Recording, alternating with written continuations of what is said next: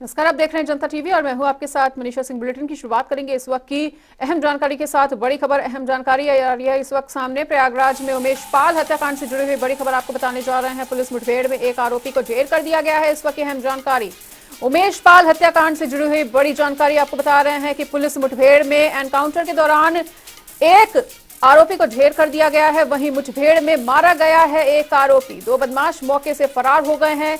वहीं घूमनगंज में नेहरू पार्क के पास ये पूरी मुठभेड़ हुई थी।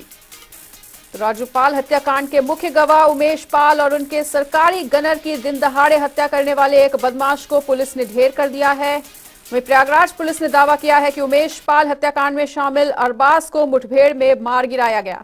इसके साथ ही उमेश हत्याकांड में शामिल बाकी आरोपियों की तलाश भी तेज कर दी गई है।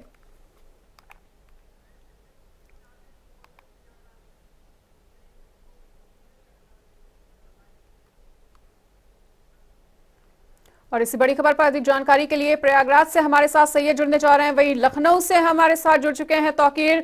तो सबसे पहले रुक कर लेते हैं सैयद का। सैयद, अरबाज को मार गिराया गया है मुठभेड़ के दौरान, दो आरोपी मौके से फरार चल रहे हैं। क्या कुछ ताजा अपडेट पूरी खबर पर?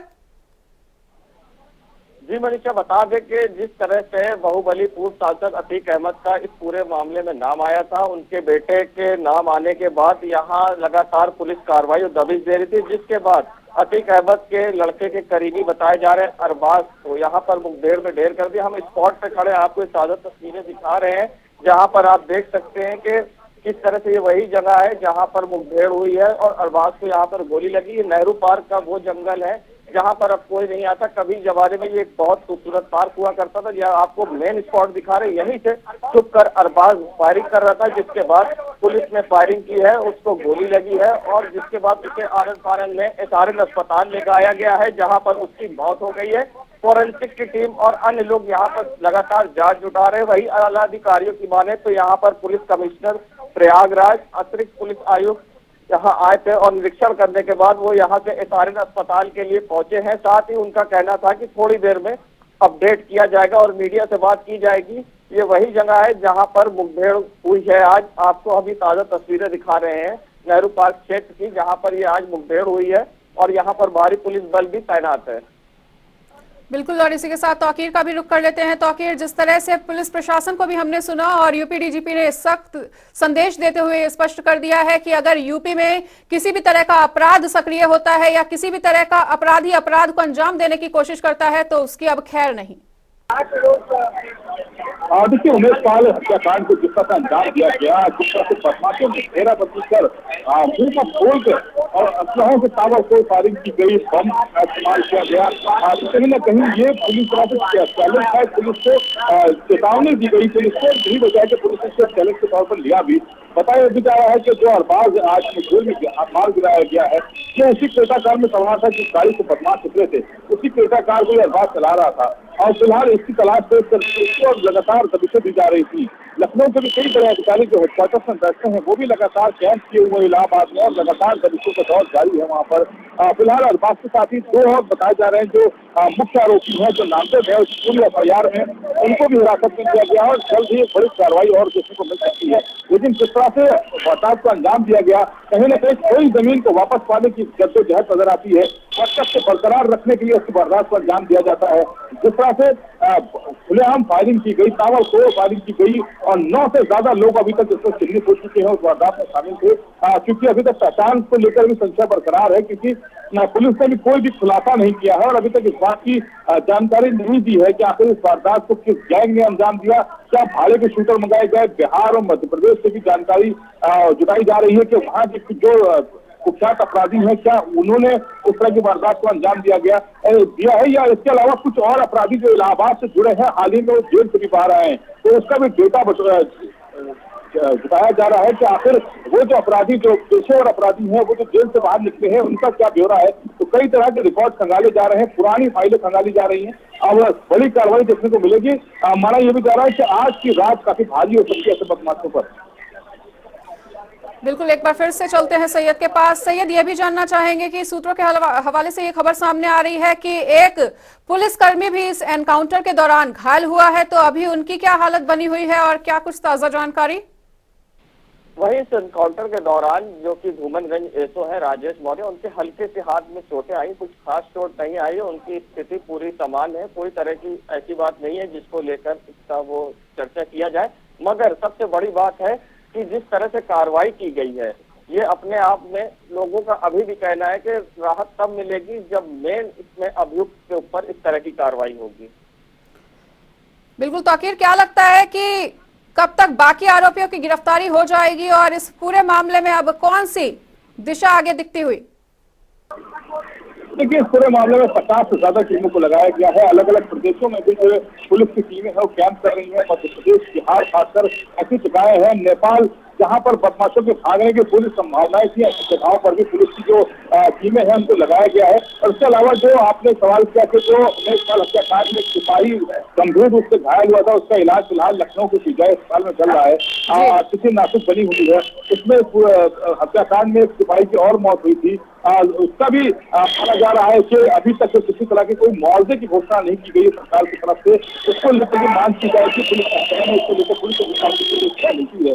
लेकिन सबसे बड़ी बात यह है कि जिस तरह से वारदात को अंजाम दिया गया, अलग अलग जगहों पे लोग इकट्ठा थे, उनके पास बम तक मौजूद थे और इसके अलावा कई ऐसे हाईटेक वेपन्स उनके हाथों में नजर आए हैं। तो कैसे ये हथियार उन तक पहुंचे, कैसे किसने ये हथियार उनको दिए, खासकर उनके भागने के बाद किसने किसने उनको पनाह दी है, कहाँ वो छुपे, कहाँ उनको कराया गया, कई तरह के सवाल अभी खड़े हुए हैं। लेकिन जब तक बर्खास्त गिरफ्त नहीं आ जाते तब तक ये कड़ियां अभी जोड़ना बाकी है। लेकिन ये माना जा रहा है कि पुलिस की जो जांच है, क्योंकि जो बड़े अधिकारी हैं, डीजी और आईटी रैंक के अधिकारी हैं, वो लगातार इलाहाबाद में कैंप कर रहे हैं और बता रहे हैं कि लगातार कोशिशें की जा रही है कि जो सभी इससे जुड़े हुए हत्याकांड से जुड़े हुए जितने भी आरोपी हैं उनको जल्द से जल्द गिरफ्तार किया जाएगा। बिल्कुल ताकीर, तो ये आपने बड़ा और अहम अपडेट दिया है। वही फिर से सैयद आपके पास लौटेंगे। सैयद, आपसे ये जानना चाहेंगे कि अभी ग्राउंड जीरो पर किस तरह की हलचल नजर आ रही है, क्या कुछ अपडेट ताजा? यहाँ से गाड़ी जो थी मुठभेड़ के दौरान पैशन, उसे भी पुलिस ले गई है। यहाँ पर जिसके साथ से पुलिस यहाँ पर अपनी कार्रवाई पूरी कर चुकी है। हम आपको दिखा रहे हैं, ये वही रास्ता है जहाँ पर आज ये मुठभेड़ हुई है, नेहरू पार्क की जगह है। आप देख सकते हैं यहाँ पर किस तरह से जो कार्रवाई हुई थी, ये स्थान है। और यहाँ नेहरू पार्क के बाहर लोगों की अभी भी भीड़ इकट्ठा है। उमेश पाल के समर्थकों की भी हम आपको बताते हैं, यहाँ से दिखाते हैं कि बाहर की तरफ आप देख सकते हैं किस तरह से लोगों की भीड़ इकट्ठा है और लोग अभी भी यहाँ पर इंतजार कर रहे हैं बाहर के उनको अंदर आने को मिले। मगर पुलिस ने पूरी व्यवस्था करके उमेश पाल के करीबियों को यहाँ पर रोक रखा है नेहरू पार्क के बाहर। और सबसे बड़ी बात है, सबकी यही मांग है कि मेन अभियुक्त पर बड़ी कार्रवाई हो, तब जाके उनको राहत होगी। बिल्कुल, और इसी बीच हमारे साथ जुड़ने जा रहे हैं पूर्व डीजीपी ए के जैन। तो सर, स्वागत है। और जिस तरह से आज ये पुलिस को एक सफलता मिलती हुई नजर आई है सर, उमेश पाल हत्याकांड से जुड़ी हुई ये बड़ा अपडेट इस वक्त का कि एक आरोपी को ढेर करने में पुलिस को सफलता हासिल हुई है, आपकी क्या कुछ प्रतिक्रिया, क्या कुछ कहना चाहेंगे आप जनता टीवी के माध्यम से? देखिए, पुलिस की कार्रवाई पिछले 3 दिन से जारी है, प्रयास कर रहे हैं। प्रयागराज की पुलिस लगी हुई है, एसओजी लगी हुई है, एसटीएफ लगी हुई है। ये जो कार्रवाई हुई है इससे निश्चित ही जो मृतक हैं, उनके परिवारीजन हैं, उनको संतोष होगा। अभी तो इसमें आगे कार्रवाइयां बहुत शेष हैं, कई अभियुक्त बचे हैं जिनको अकाउंट फॉर करना है। पुलिस पर सही दिशा में लगता है कार्य कर रही है।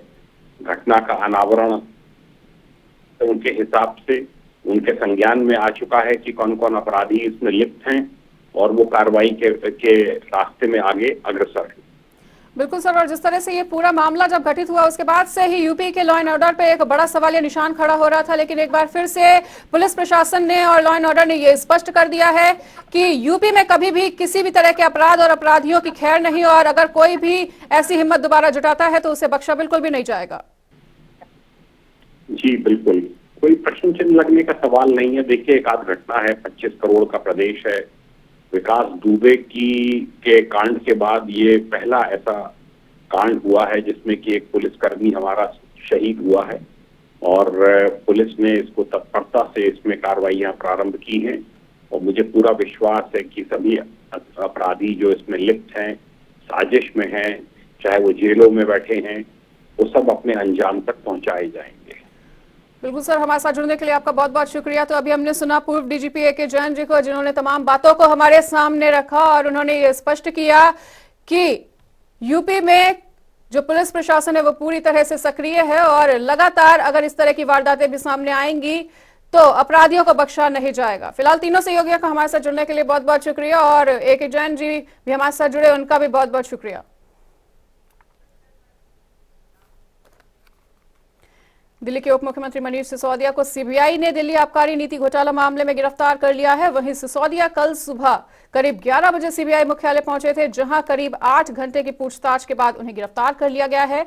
और सिसोदिया की गिरफ्तारी के खिलाफ आप कार्यकर्ताओं का हल्ला बोल लगातार देखने को मिल रहा है। आप कार्यकर्ताओं का यूपी से उत्तराखंड तक देश भर में सड़कों पर उतरकर केंद्र की बीजेपी सरकार के खिलाफ विरोध प्रदर्शन की तस्वीरें भी सामने आ रही हैं। वहीं सीबीआई का आरोप है कि मनीष सिसोदिया ने शराब घोटाले में आपराधिक साजिश रची और उन्होंने सबूतों को मिटाने की कोशिश भी की। तस्वीरें आपके सामने हैं, आप देख सकते हैं देहरादून, मुजफ्फरनगर, लखनऊ, हल्द्वानी और प्रयागराज की तस्वीरें। और इन 5 तस्वीरों में साफ तौर पर देखा जा सकता है कि आप किस तरह से उग्र प्रदर्शन करती हुई नजर आ रही है। वहीं शराब नीति केस में सिसोदिया की गिरफ्तारी के बाद से ही आप कार्यकर्ताओं का प्रदर्शन होता हुआ नजर आ रहा है। जगह जगह पे ये प्रदर्शन होता हुआ नजर आया है। वहीं आज की ये तस्वीरें हैं, 5 तस्वीरें आपके सामने देहरादून, मुजफ्फरनगर, लखनऊ, प्रयागराज और हल्द्वानी से। मनीष सिसोदिया की हुई गिरफ्तारी के बाद लगातार आम आदमी पार्टी सड़कों पर है, प्रदर्शन कर रही है। और कल ही संजय सिंह, जो आम आदमी पार्टी के प्रदेश प्रभारी हैं, उन्होंने ऐलान किया था कि सभी जिलों में विरोध प्रदर्शन करेंगे आपके कार्यकर्ता। आज सड़कों पर आप तस्वीरें देखेंगे, यहाँ पर बड़ी तादाद में आज आम आदमी पार्टी के कार्यकर्ता निकले हैं और मनीष सिसोदिया की गिरफ्तारी के बाद से विरोध प्रदर्शन कर रहे हैं और नारेबाजी हो रही है। हमारे साथ कई लोग यहाँ पर हैं जिनसे हम बात भी करेंगे और कोशिश करेंगे जानने की। आज शेखर जी, विरोध प्रदर्शन हो रहा है, आगे कैसे और बढ़ेगा? देखिए, मनीष सिसोदिया जी को जल्द से जल्द रिहा रहे, नहीं उत्तर प्रदेश की सड़कों पे क्रांति होगी। देखिए, कुछ महिलाएं भी यहाँ पर शामिल हैं प्रदर्शन में। आप लोग सड़कों पर निकले हैं आज। हम मनीष सिसोदिया जी को जिस तरह से अहंकारी सत्ता ने जेल में डालने का काम किया है, हम इस अहंकारी सत्ता के खिलाफ निकले हैं कि अडानी को जेल में नहीं, लाखों करोड़ों बच्चों का भविष्य सुधारने का काम किया है, उनको जेल में डालने। तो देखिए, यहाँ पर आम आदमी पार्टी के जो कार्यकर्ता है वो अब इस समय प्रदर्शन कर रहे हैं और पुलिस ने यहाँ बड़ी तादाद में यहाँ पर फोर्स बढ़ा रखी है, अधिकारियों ने डेरा जमा रखा है। और आप तस्वीरों में देखेंगे अब उनकी गिरफ्तारी की कार्रवाई जो है वो शुरू हो गई है। बसें लगा दी गई हैं यहाँ पर और जो आम आदमी पार्टी के कार्यकर्ता हैं उनको गिरफ्तार करने की कोशिश की जा रही है। सबसे बड़ी बात यह है कि जो विरोध प्रदर्शन है वो यहाँ पर आम आदमी पार्टी के जो कार्यकर्ता हैं वो सुबह से ही आके यहाँ पर डट गए थे। उनका कहना था कि अडानी और अंबानी को लेकर जब मनीष सिसोदिया ने आवाज़ बुलंद की, यही वजह है कि उनको इसके बाद गिरफ्तार किया गया। अब देखिए, कई महिलाएं भी यहाँ पर इस प्रदर्शन का हिस्सा हैं। अलग अलग स्लोगन है, गुंडागर्दी मुर्दाबाद, शिक्षा मंत्री तुझे सलाम, कई तरह की यहाँ पर स्लोगन के साथ तख्तियाँ लेकर यहाँ पर जो कार्यकर्ता हैं वो यहाँ पहुँचे थे। अब देखना होगा कि कितनी देर में इनकी गिरफ्तारियाँ होंगी और कैसे पुलिस इन पर इस पूरे मामले को शांत करती है। कैमरा पर्सन रियाज के साथ मखलूक दुबई, जनता टीवी, लखनऊ। तो अभी आपने देखा कि किस तरह से सड़क पर उग्र प्रदर्शन होता हुआ नजर आ रहा है। और बढ़ेंगे अगली बड़ी खबर की ओर। बसपा के प्रदेश अध्यक्ष विश्वनाथ पाल ने मायावती के निर्देश पर अधिवक्ता उमेश पाल के परिवार से मुलाकात की और परिवार वालों को ढांढस बंधाया। साथ ही विश्वनाथ पाल ने कहा है कि यूपी में कानून व्यवस्था पूरी तरीके से फेल और सरकार लोगों को सुरक्षा देने में नाकाम है।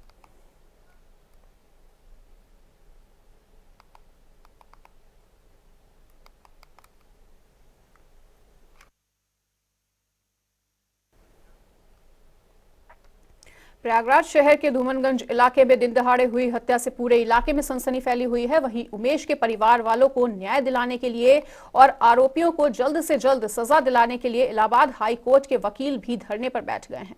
इलाहाबाद हाई कोर्ट कैंपस के बाहर अंबेडकर मूर्ति के पास सांकेतिक धरना कर रहे हैं और इन वकीलों का कहना है कि उमेश पाल पेशे से एक अधिवक्ता भी थे और जिस तरह से एक अधिवक्ता का दिन दहाड़े हमला कर कत्ल हुआ है, उससे वकीलों में भी भय और दहशत का माहौल है।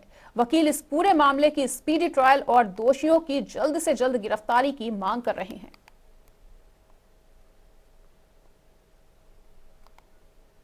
सांकेतिक हम लोग का विरोध प्रदर्शन है।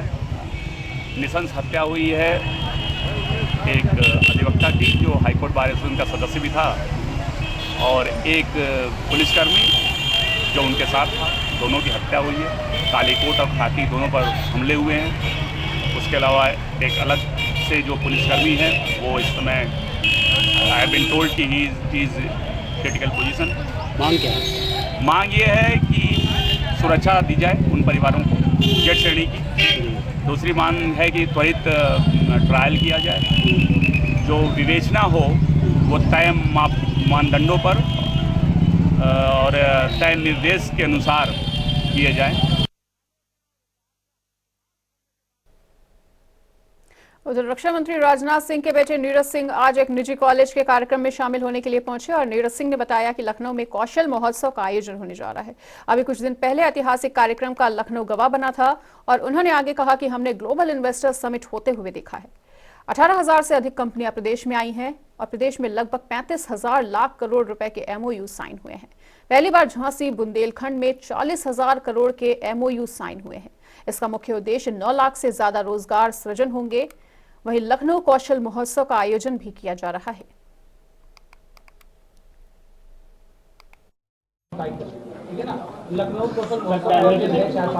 लखनऊ कौशल महोत्सव NSDC और labour and employment ministry Uttar Pradesh के सहयोग से माननीय रक्षा मंत्री राजनाथ सिंह जी की प्रेरणा से लखनऊ के कॉलविन तालुकदार्स कॉलेज में 4 और 5 मार्च को आयोजित किया जा रहा है और 100 से ज़्यादा कंपनियों ने इस पर रजिस्टर, एम्प्लॉयर्स ने रजिस्टर किया है और साथ ही साथ जो वैकेंसियां जनरेट हुई हैं यह करीबन 40,000 से ज़्यादा है और अपेक्षा और हम लोगों की आकांक्षा दोनों यह है कि यह आंकड़ा 50,000 से ऊपर जाए।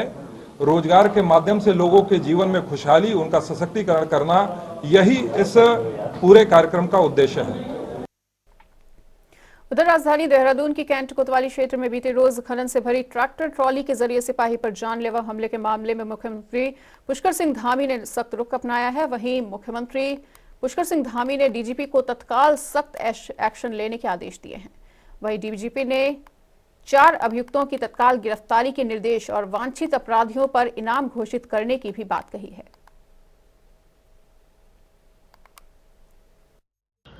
जो कल घटना हुई है और उस घटना की मैंने पूरी जानकारी तलब की है और साथ में सख्त निर्देश भी दिए हैं कि जो भी इसमें लिप्त हैं या जो भी इस पूरे जो घटनाक्रम हुआ है उसमें जिनकी संलिप्तता पाई जाए उनके खिलाफ कठोर कार्रवाई हो दोनों तरफ से। अगर कहीं पर विभाग के भी कोई लोग अगर उसमें इन्वॉल्व है तो उनको भी कठोर कार्रवाई। दिल्ली के उप मुख्यमंत्री मनीष सिसोदिया की गिरफ्तारी से आम आदमी पार्टी में खासा आक्रोश देखने को मिल रहा है। वहीं राजधानी देहरादून में आप प्रदेश कार्यालय से कार्यकर्ताओं ने बीजेपी मुख्यालय तक प्रदर्शन किया, जहां बैरिकेडिंग पर आप कार्यकर्ताओं की पुलिस के साथ धक्का मुक्की भी हुई। आम आदमी पार्टी के प्रदेश उपाध्यक्ष आरपी रतूड़ी का कहना है कि मनीष सिसोदिया को लेकर बीजेपी की केंद्र सरकार जानबूझकर सीबीआई का दुरुपयोग कर रही है, जबकि लंबे समय से चल रही जांचों में उन्हें बरी किया गया है। ऐसे में हमारा प्रदर्शन लगातार जारी रहेगा। देखिए, आज मनीष सिसोदिया को जिस तरह से केंद्र की सरकार के कहने पर सीबीआई ने अरेस्टिंग की, 1 साल से जांच चल रही है, 500 अधिकारी कर्मचारी उस जांच में लगे हुए हैं, ना तो उनका नाम कहीं चार्जशीट में है। तो आप केवल बदले की भावना से, बदनाम करने की भावना से अगर मनीष सिसोदिया को बंद करेंगे तो ये दुर्भाग्य है। केंद्र सरकार अगर सीबीआई का उपयोग करे तो अपराध रोकने में करे। जो अच्छी शिक्षा दे रहा है, अच्छी व्यवस्था दिल्ली में दे रहा है, अगर आप उनको डराने और धमकाने का काम करेंगे तो आम आदमी पार्टी का कार्यकर्ता सड़कों पर रहेगा। अभी तो ये अंगड़ाई है, आगे और लड़ाई है। उधर उत्तराखंड में मौसम ने एक बार फिर से करवट बदल दी है। वहीं चमोली जनपद के ऊंचाई वाले क्षेत्रों में बर्फबारी हुई, जबकि निचले क्षेत्रों में जमकर बारिश हो रही है। वहीं जोशीमठ नगर में भी हल्की बारिश होने से मौसम में ठंडक आ गई है। और बताना चाहेंगे कि बद्रीनाथ धाम, हेमकुंड साहिब, फूलों की घाटी, रुद्रनाथ, लाल माटी सहित नीति और माड़ा घाटियों में बर्फबारी हुई है। वहीं गोपेश्वर में देर शाम तेज आंधी तूफान होने से लोग अपने घरों में ही दुबके रहे।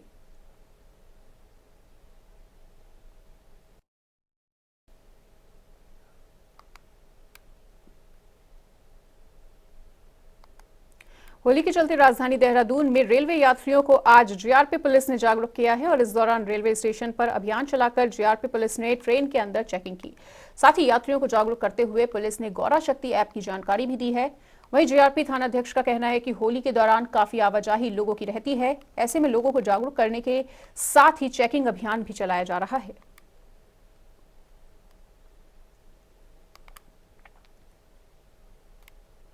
देहरादून में मौसम विभाग ने पहाड़ पर बारिश और मैदान में ओलावृष्टि की चेतावनी जारी की है कि अगले 4 दिन के लिए पहाड़ी जिलों में बारिश और मैदान में ओलावृष्टि होगी और इसको लेकर मौसम विभाग ने येलो अलर्ट को जारी कर दिया है। बता दें कि विभाग ने अगले 4 दिनों तक उत्तरकाशी, चमोली और पिथौरागढ़ में बारिश और बर्फबारी की संभावना जताई है।